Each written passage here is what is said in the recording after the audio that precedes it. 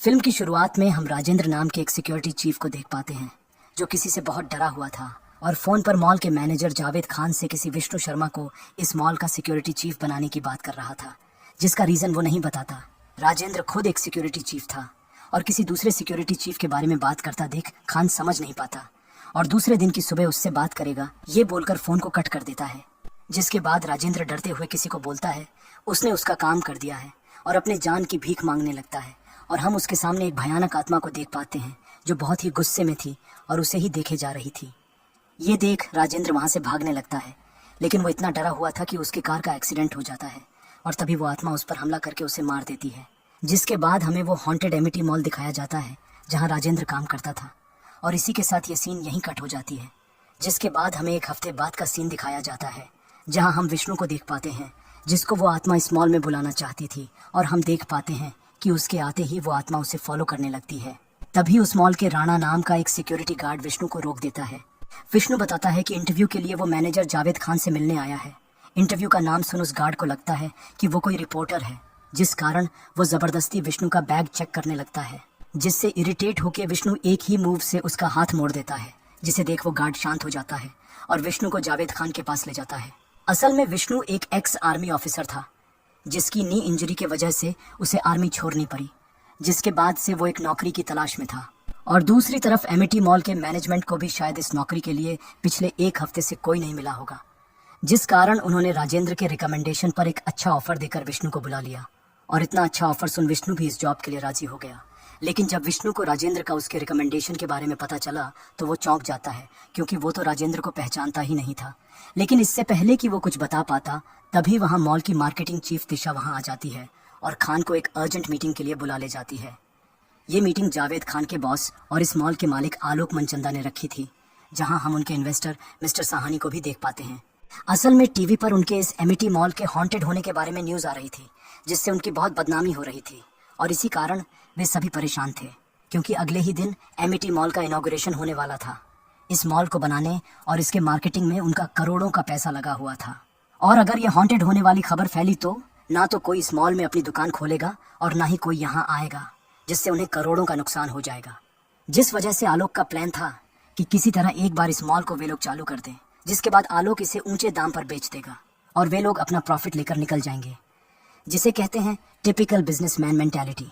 लेकिन प्रॉब्लम यह थी कि इस मॉल के हॉन्टेड होने की अफवाह के कारण जो उन्हें लग रहा था कि ये सिर्फ एक अफवाह है, कोई भी यहाँ का सिक्योरिटी चीफ बनने से मना कर रहा था और एक सिक्योरिटी चीफ के बिना इस मॉल की सिक्योरिटी को मैनेज कर पाना मुश्किल था और सिक्योरिटी के बिना इस मॉल को ओपन कर पाना नामुमकिन था। तो मीटिंग के बाद खान विष्णु को बताता है कि इस मॉल के कंस्ट्रक्शन से लेकर राजेंद्र तक कुल 9 लोगों की मौत हो चुकी है, जो कि सभी एक्सीडेंट थी। लेकिन बाहर ऐसी अफवाह फैलाई जा रही है कि ये मॉल हॉन्टेड है। विष्णु ने भी कॉन्फ्रेंस रूम में उनकी सारी बातें सुन ली थी, लेकिन फिर भी वो इस जॉब को करने के लिए राजी हो जाता है, जिसके 2 कारण थे।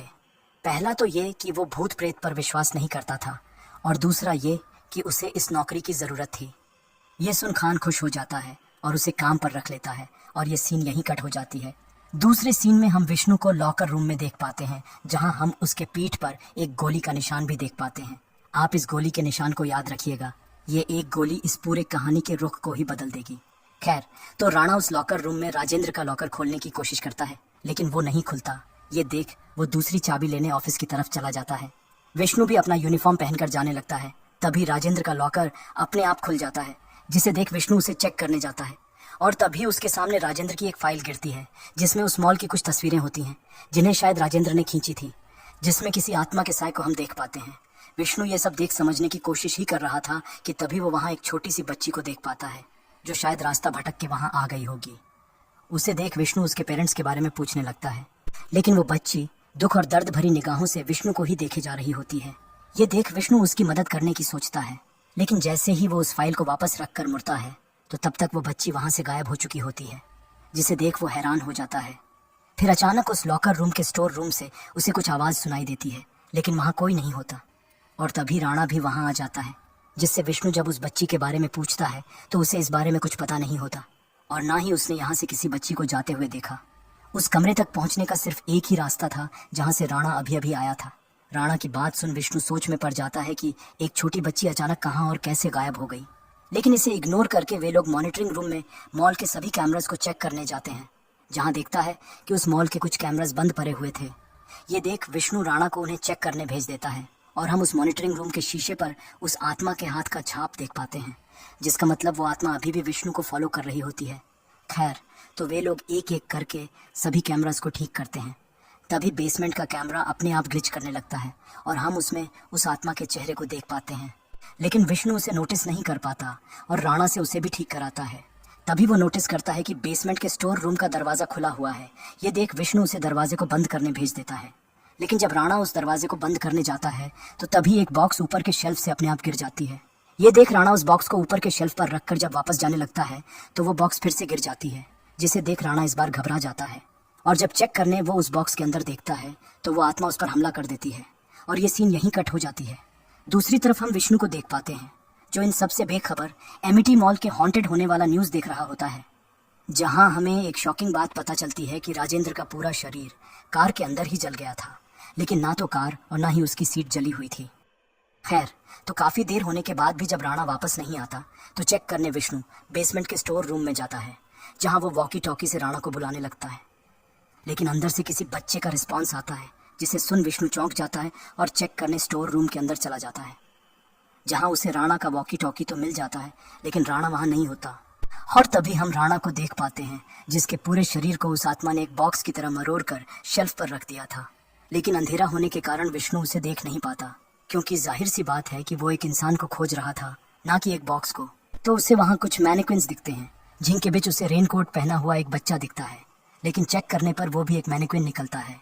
विष्णु समझने की कोशिश ही कर रहा था कि तभी तारों के बीच से उसे एक म्यूजिकल डॉल की आवाज़ सुनाई देती है और जब वह उसे बाहर निकालने जाता है तो हम उसके पीछे उस आत्मा को देख पाते हैं, जो उसका नाम पुकारती है, लेकिन विष्णु नहीं बल्कि अर्जुन। और सरप्राइजिंगली हम देख पाते हैं कि वो आत्मा विष्णु पर हमला नहीं करती और तभी बहुत सारे बॉक्सेस विष्णु पर गिर जाते हैं, जिससे वो वहीं बेहोश हो जाता है और ये सीन यहीं कट हो जाती है। दूसरे दिन की सुबह हम विष्णु को देख पाते हैं, जिसे तब तक होश आ चुका होता है और वो सीधे जाकर खान को बताता है कि पिछली रात से ही राणा गायब है और उन्हें पुलिस को बुलाने के लिए बोलता है, क्योंकि अब तक उसे ये समझ में आ गया था कि इस मॉल में कुछ ना कुछ गड़बड़ तो ज़रूर है और शायद इस मॉल के हॉन्टेड होने की बात सिर्फ एक अफवाह नहीं है। लेकिन खान का कहना था कि राणा एक पियक्कड़ टाइप का इंसान है, जो कहीं छुप कर पी रहा होगा और बाद में वो भी आ जाएगा। लेकिन फिर भी जब विष्णु बार बार उनसे पुलिस को बुलाने की बात करता है तो ये देख खान गुस्सा हो जाता है और बताता है कि आज मॉल का इनॉग्रेशन है और वे लोग किसी तरह का कोई प्रॉब्लम नहीं चाहते, और विष्णु को इवेंट पर ध्यान देने और अरेंजमेंट्स को चेक करने के लिए कहकर वहाँ से चला जाता है। और ना चाहते हुए भी विष्णु को खान की बात माननी पड़ती है, जिसके बाद सभी अपने अपने काम में लग जाते हैं और देखते ही देखते शाम हो जाती है और हम गेस्ट्स को एमिटी मॉल के इनॉग्रेशन पार्टी में आते हुए देख पाते हैं। और आज के इस पार्टी में हम आलोक मनचंदा की बेटी अहाना, जावेद खान का बेटा ननाऊ और मिस्टर सहानी के बच्चे मैंडी और केडी को भी देख पाते हैं, जो असल में कॉलेज फ्रेंड्स होते हैं। यहाँ हमें इन सब किरदारों के कहानियों का भी पता चलता है। तो है कुछ ऐसा कि आलोक मनचंदा की पत्नी का देहांत हो चुका था, जिसके बाद उनकी ज़िंदगी में तिशा आई, जो इस मॉल की मार्केटिंग चीफ भी है। वे दोनों एक दूसरे को पसंद करते हैं और बहुत जल्द शादी करने का सोच रहे होते हैं, और आलोक इस बारे में अपनी बेटी अहाना से बात करने का मौका ढूंढ रहा होता है। दूसरी तरफ हम अहाना को देख पाते हैं, जो इस इनॉग्रेशन से खुश नहीं थी, क्योंकि आज ही उसकी माँ की बरसी थी और आलोक ने आज ही के दिन ये इनॉग्रेशन पार्टी रखी थी। खैर, तो इसके बाद हम बात करते हैं मिस्टर सहानी की बेटी मैंडी की। मैंडी एक बिंदास टाइप की लड़की होती है, जो हमेशा लाइफ को एंजॉय करती रहती है। फिर बारी आती है सहानी के बेटे केडी की, जो एक बड़े बाप का बिगड़ैल टाइप का लड़का था और अहाना का बॉयफ्रेंड भी था। और आखिर में हम बात करते हैं जावेद खान के बेटे ननाऊ की। ननाऊ एक सीधा साधा टाइप का लड़का होता है, जो मन ही मन अहाना से प्यार करता है, लेकिन इजहार करने से डरता है। तो ये थी इनकी कहानी, मेरी जुबानी। तो चलिए वापस चलते हैं मूवी की कहानी की तरफ। हम केडी और ननाऊ को बाथरूम में देख पाते हैं, जहाँ केडी मस्ती मजाक में ननाऊ के पैरों पर पानी डाले जा रहा था। तभी ननाऊ को उसके पापा यानी जावेद का कॉल आता है, तो वो उनसे बात करने लग जाता है। जावेद असल में ननाऊ की शादी अहाना से कराना चाहता था, ताकि वे दोनों आलोक की सारी प्रॉपर्टी के अकेले मालिक बन सके। तो थोड़ी देर बाद केडी वहाँ से चला जाता है और अचानक हम ननाऊ के पैरों पर फिर से पानी गिरते हुए देख पाते हैं, जो वो आत्मा कर रही थी।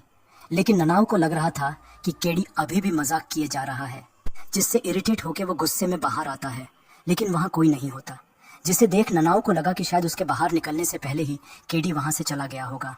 तो वो भी वहाँ से चला जाता है और ये सीन यहीं कट हो जाती है।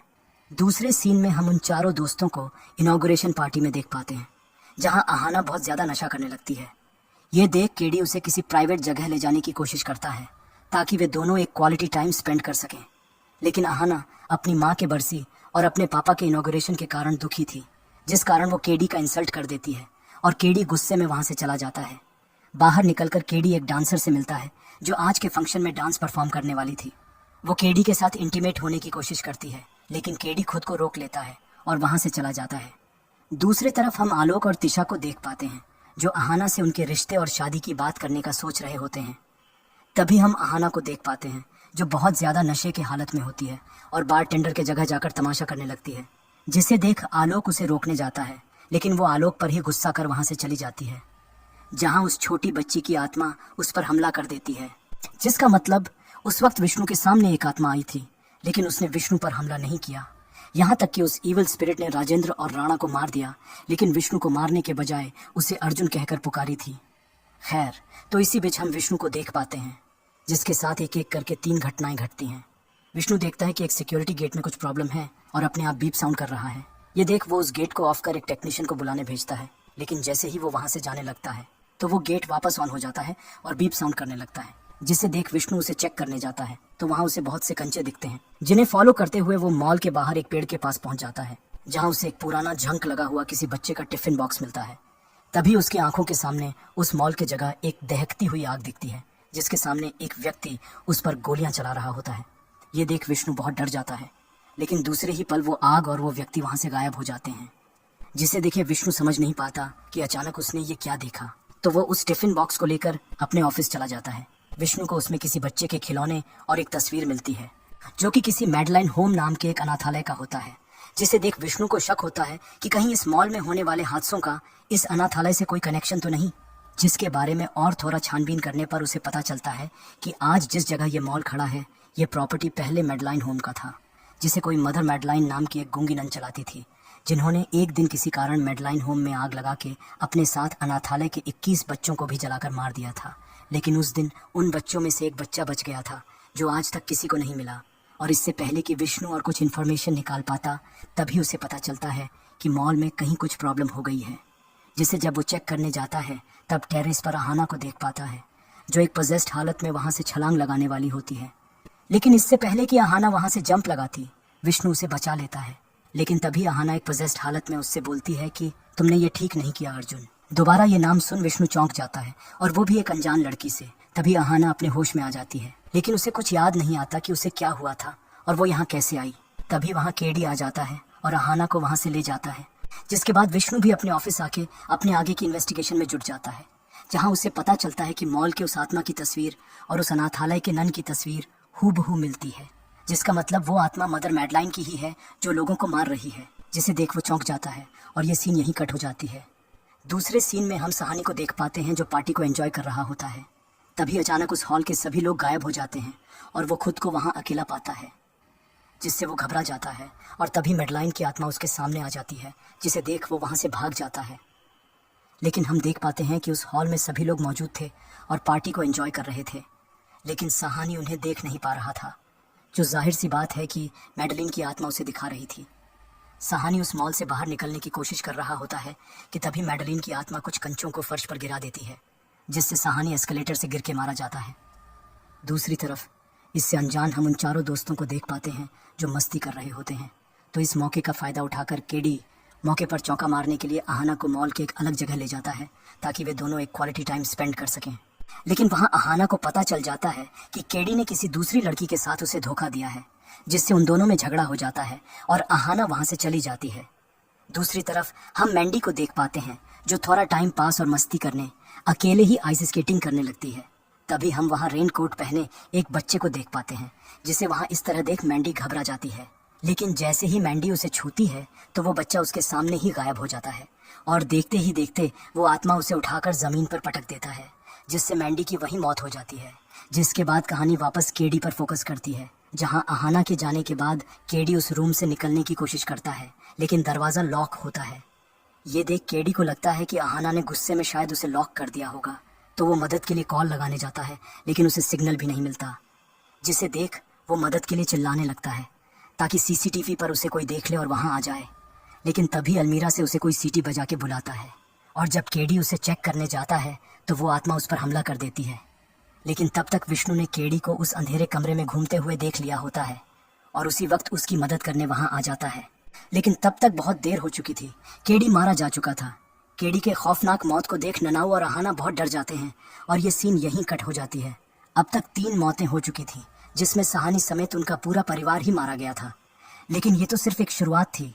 ये रात उनके लिए ये कयामत की रात होने वाली थी जिसकी उन्हें भनक तक नहीं थी। खैर, तो अब तक पार्टी में आए सभी गेस्ट जा चुके थे। ये देख आलोक, जावेद और तिशा बच्चों और सहानी को खोजने जाते हैं ताकि वे भी घर वापस जा सकें। लेकिन उन्हें जब इन सभी मौतों के बारे में पता चलता है तो वे पुलिस को कॉल लगाने जाते हैं। लेकिन सरप्राइजिंगली किसी के भी मोबाइल पर कोई सिग्नल नहीं होता। वे समझने की कोशिश ही कर रहे थे कि तभी मॉल ऑटो लॉक मोड पर चला जाता है, जिसे देख सभी गेट से बाहर निकलने की कोशिश करते हैं। लेकिन इससे पहले कि वे बाहर निकल पाते वो गेट बंद हो जाता है। ये देख वे सभी अपने एक्सेस कार्ड का भी यूज करते हैं लेकिन कोई फायदा नहीं होता।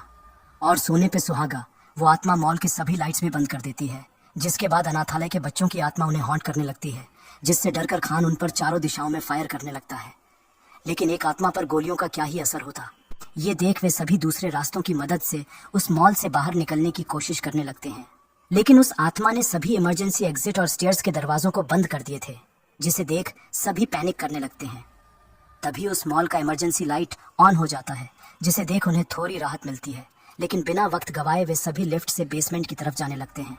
लेकिन वो लिफ्ट उन्हें वापस 4थी मंजिल पर ले आती है। ये देख सभी हैरान हो जाते हैं और तभी वो आत्मा तिशा को पकड़ कर ले जाती है और आलोक कुछ नहीं कर पाता। ये देख खान और विष्णु सभी को लेकर सर्वेलेंस रूम में जाते हैं, जहां इस मॉल का ब्लूप्रिंट रखा हुआ था, जिसकी मदद से उन्हें इस मॉल से निकलने का कोई दूसरा रास्ता मिल सकता था। दूसरी तरफ हम तिशा को एक छोटे से कमरे में बेहोशी की हालत में देख पाते हैं, जिसे उस आत्मा ने अभी तक नहीं मारा था। और जब तिशा को होश आता है तो वो बाकियों को ढूंढने लगती है और हम उसके पीछे उस अनाथालय के बच्चों के आत्माओं को देख पाते हैं जो उसे हॉन्ट करने लगते हैं, जिससे डर के तिशा किचन की चिमनी के सहारे वहां से निकलने की कोशिश करने लगती है। लेकिन वो आत्मा किचन के बर्नर को ऑन कर देते हैं, जिससे सारी में आग लगने के कारण तिशा जल के मारी जाती है। दूसरी तरफ इससे अनजान हम बाकियों को देख पाते हैं जो सर्वेलेंस रूम में ब्लूप्रिंट को ढूंढ रहे होते हैं। तिशा को खोकर आलोक बहकी बहकी बातें करने लगता है। आलोक बोलता रहता है कि हमें टेरेस पर जाना चाहिए, जहां से मदद और सिग्नल दोनों मिल जाएंगे। लेकिन प्रॉब्लम यह थी कि टेरेस पर जाने वाला गेट भी बंद था। तभी खान को वो ब्लूप्रिंट मिल जाता है। उस ब्लूप्रिंट की मदद से उन्हें पता चलता है कि डक्ट के जरिए वे लोग बेसमेंट तक पहुंच सकते हैं, जहां से उन्हें बाहर निकलने का रास्ता मिल जाएगा। लेकिन आलोक तब भी टेरेस पर जाने की रट लगाए रखा था, जिससे इरिटेट होकर खान और उसमें झगड़ा शुरू हो जाता है। तभी वहां मैडलिन की आत्मा आ जाती है, जिसे देख खान उस पर गोली चला देता है। लेकिन अंधेरा होने के कारण वो गोली ननाऊ को लग जाती है और वो मारा जाता है। अपने इकलौते बेटे को खोकर खान पागल जैसा हो जाता है और गुस्से में उन सभी पर गोलियां चलाने लगता है, जिससे बचकर आलोक, अहाना और विष्णु एक जगह जाकर छुप जाते हैं। और तभी मैडलिन की आत्मा खान पर हमला कर उसके सिर को धड़ से अलग कर देती है। ये खौफनाक नजारा देख वे लोग सहम जाते हैं, लेकिन कोई भी आवाज नहीं करता। मैडलिन की आत्मा के जाने के बाद वे लोग छुपते छुपाते डक्ट रूम तक पहुंच जाते हैं, जहां से वे लोग एसी डक्ट के जरिए धीरे धीरे बेसमेंट की तरफ जाने लगते हैं। वहां हम उन बच्चों के आत्माओं को भी देख पाते हैं जो चुपके से उन्हें देख और फॉलो कर रहे होते हैं। तभी अचानक मैडलिन की आत्मा आके विष्णु को अपने साथ ले जाती है। ये देख आलोक और अहाना वहां से भागने लगते हैं। तभी मैडलिन की आत्मा वापस आ जाती है और उन पर हमला कर देती है, जिससे बचते बचाते वे दोनों किसी तरह बेसमेंट तक पहुंच जाते हैं। दूसरी तरफ हम विष्णु को देख पाते हैं जो डक्ट में ही बेहोश पड़ा हुआ था। और तभी वो आत्मा उसे फिर से अर्जुन कहकर पुकारती है, जिससे विष्णु को होश आ जाता है और अपने सामने उसी बच्ची को देख पाता है जिसे उसने अपने काम के पहले दिन देखा था, जो असल में एक आत्मा होती है। वो बच्ची विष्णु को मैडलिन होम की असली कहानी सुनाती है। और दोस्तों, यहाँ हमें इस कहानी की सच्चाई के बारे में पता चलता है। तो कहानी कुछ ऐसी थी कि मदर मैडलिन एक अच्छी और नेक दिल की इंसान थी और बच्चों से बहुत प्यार करती थी, जिस कारण उन्होंने कभी शादी नहीं की और एक नन बनकर सभी अनाथ बच्चों को अपने घर में पनाह देकर उनकी पढ़ाई लिखाई और देखभाल करने लगी थी। मतलब मदर मैडलिन उन बच्चों के लिए माँ के समान थी और बच्चे भी उनसे बहुत प्यार करते थे। तो एक दिन आलोक की बुरी नज़र इस प्रॉपर्टी पर पड़ी और वो उसे खरीदना चाहा, लेकिन मदर मैडलिन उसे बेचना नहीं चाहती थी। तो आलोक ने खान को भेजकर मैडलिन को उनके सभी बच्चों के साथ जिंदा ही जला दिया। वो छोटे छोटे बच्चे चीखते चिल्लाते रहे, लेकिन उन्हें थोड़ी भी रहम नहीं आई और वे सभी जलकर मारे गए। लेकिन उन बच्चों में से अर्जुन नाम का लड़का बच गया, जिस पर खान ने गोली भी चलाई थी, जिससे अर्जुन घायल तो हो गया था, लेकिन वो किसी तरह उनसे बच गया। लेकिन गोली लगने के कारण अर्जुन बेहोश हो गया और अपनी याददाश्त खो दी। और वो अर्जुन नाम का लड़का और कोई नहीं बल्कि विष्णु ही है। और यहाँ कुछ बातें भी साफ हो जाती हैं, जैसे क्यों मैडलिन की आत्मा विष्णु को वहां बुलाना चाहती थी ताकि वो उसकी याददाश्त को वापस ला सके, और वो आत्माएं उस पर ही हमला करती थीं जिसके साथ अर्जुन नहीं होता था, जैसे राणा, साहानी, मैंडी और खान। केडी के वक्त अर्जुन ने उसे देख लिया था, जिस कारण मैडलिन ने अर्जुन के आने से पहले ही केडी को मार दिया। और ननाऊ के वक्त मैडलिन ने उसे सभी से अलग करके ऐसी सिचुएशन बना दी थी कि खान ने गोली तो मैडलिन पर चलाई थी लेकिन वो लगी ननाऊ को थी, और वो आग के सामने खड़े होकर गोली चले वाला व्यक्ति असल में खान था। अर्जुन को ये विजन और उसके बचपन का वो टिफिन बॉक्स मैडलिन की आत्मा ने दिखाया था ताकि उसकी याददाश्त वापस आ जाए। खैर, तो ये सब जानकर अर्जुन को सारी बातें याद आ जाती है। दूसरी तरफ हम आलोक और आहाना को देख पाते हैं जो उस मॉल से निकलने की कोशिश कर रहे होते हैं, और तभी अर्जुन वहां आकर आलोक पर हमला कर देता है और उसकी खूब पिटाई करता है। आलोक और आहाना को समझ में नहीं आता कि विष्णु उन्हें क्यों पिट रहा है। तब विष्णु उन्हें मैडलाइन होम की सारी बात बताता है और ये भी बताता है कि जो लड़का उस दिन बच गया था वो लड़का वही है, और उसका नाम विष्णु नहीं बल्कि अर्जुन है। अपने पिता की भयानक हरकतों को सुन आहाना के तो जैसे पैरों तले जमीन ही खिसक जाती है, लेकिन आलोक यहाँ भी अर्जुन से डील करने लगता है, और वैसे भी इस तरह के दरिंदे से और क्या ही एक्सपेक्ट कर सकते हैं। लेकिन तभी मैडलाइन की आत्मा वहां आ जाती है और आलोक को उस दिन आग के शांत होने के बाद का मंजर दिखाती है, और मैडलाइन समेत सभी बच्चों की आत्मा आलोक के सामने आते हैं, और देखते ही देखते मैडलाइन आलोक के शरीर को अंदर से जला के राख कर देती है और एक शैतान का अंत हो जाता है, जिसके बाद वो आहाना को भी अंदर से जलाने लगती है। ये देख अर्जुन उसे छोड़ देने को कहता है क्योंकि आहाना बेकसूर थी और जो पाप पिता ने किया उसकी सजा उसके बच्चों को क्यों मिले। लेकिन जब मैडलाइन नहीं मानती तो अर्जुन आहाना को अपनी बाहों में ले लेता है, जिससे होता ये है कि अर्जुन का शरीर भी अंदर से जलने लगता है। ये देख आखिर मैडलाइन की आत्मा अर्जुन की बात मान जाती है और दोनों को छोड़ देती है, और सूरज के पहेली किरण के साथ सब कुछ शांत हो जाता है, जिसके बाद अर्जुन वहाँ मदर मैडलाइन और अपने बचपन के सभी दोस्तों के आत्माओं को देख पाता है जिन्हें मुक्ति मिल गई थी, और ये मॉल भी अब हॉन्टेड नहीं था। और इसी के साथ ये लास्ट सीन भी यहीं कट हो जाती है। दोस्तों, अगर आपको ये एक्सप्लेनेशन अच्छी लगी हो तो इसे लाइक कर देना, और अभी तक सब्सक्राइब नहीं किए हो तो सब्सक्राइब भी कर देना। इसी के साथ ये मूवी यहीं समाप्त हो जाती है। तो चलिए मिलते हैं दूसरी मूवी एक्सप्लेनेशन में।